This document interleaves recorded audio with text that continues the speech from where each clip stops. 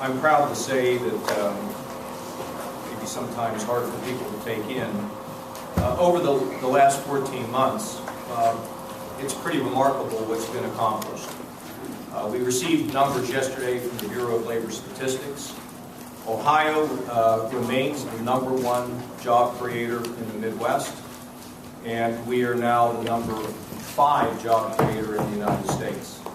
And when you just think back 14 months ago, how difficult things were and how far we've come, a long way yet to go because there's still too many people out of work, too many children that live in poverty. But we're starting to get the real sense here that we've righted the ship, that we have created a stable environment, provided an environment for the business community where they can have confidence, in fact, to invest in the state of Ohio, to create jobs, and for those companies that are here to grow jobs. And we really are very, very pleased.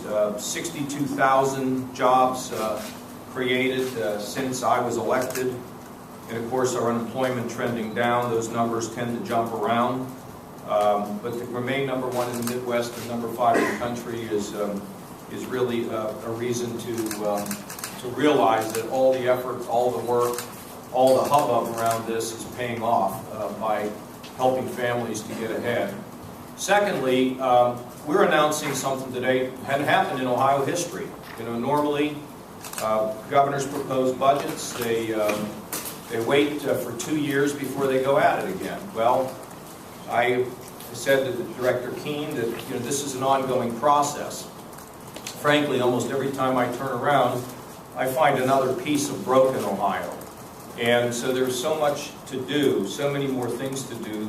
The bill that we will be presenting to the legislature as soon as it's all drafted up and we've crossed every T and dotted every I will be probably in the vicinity of a couple thousand pages.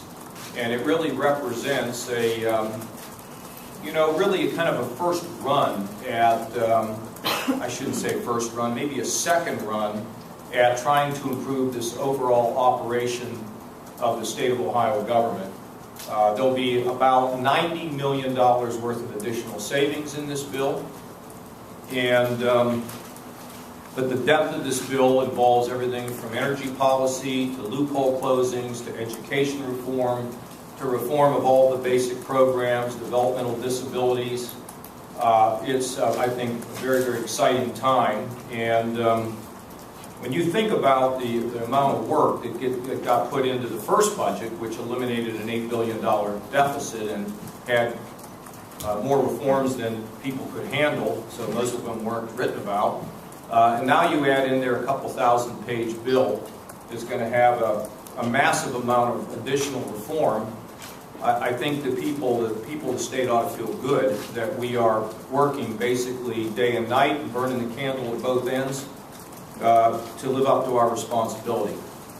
The credit goes, of course, to the members of the cabinet and the members of the staff that works with the cabinet to get all these things put together. And I'm really proud of the fact that I think they're now more energized than they were, because when you produce new, good ideas, it really gets people excited about the potential. Tim Keene has been unleashed. You've all known him as a budget guru, and he remains a budget guru, but he's also, moving more and more in terms of being the conductor of an orchestra, bringing about so many of the reforms that we propose in this package, and you're going to hear from him in a few minutes. Let me go through some of the the highlights, and then after everybody presents, I'll be willing to take some questions. As you know, we are unveiling an income tax cut here in the state of Ohio. The reason why we think it is so important is because, as you look around the country, you see other states constantly working to drive down their income taxes, and those states that drive down the income taxes have the highest growth rates in the country. And we believe that by modernizing our energy taxes, we can allow all 11.5 million Ohioans, frankly, to benefit.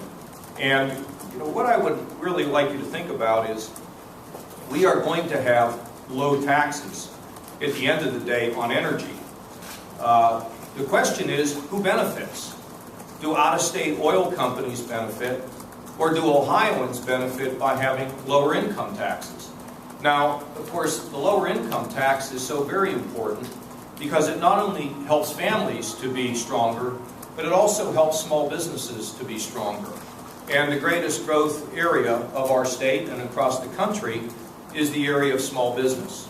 So, you know, either oil companies and gas companies are going to be here and take what are low taxes and take it back out of state to their shareholders and investors, or Ohioans are going to benefit. It's really a simple question.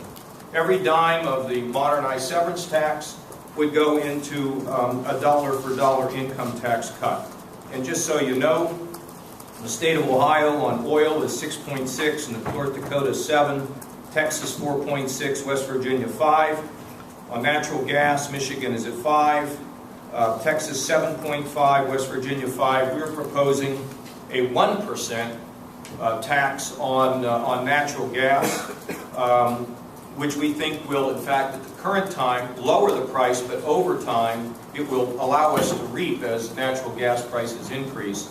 And secondly, I don't know what you know, but the current tax on oil, and presume we have a $107 barrel of oil, the companies pay 20 cents tax on a $107 barrel of oil, and that works its way out to 0.2 of 1%, not quite 0.2%.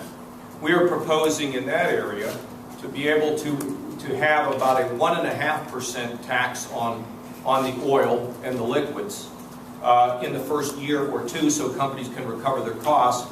And we propose raising that to 4%, which would keep Ohio very, very competitive.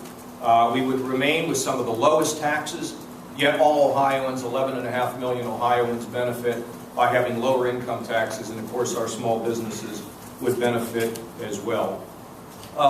Included in this whole business of the tax cut, of course, is our energy policy, and we'll be unveiling for all of you the 7, 8, 9 pillars of our energy policy, designed to create a situation where Ohio can develop its own independent energy policy if the federal government seems incapable of doing it.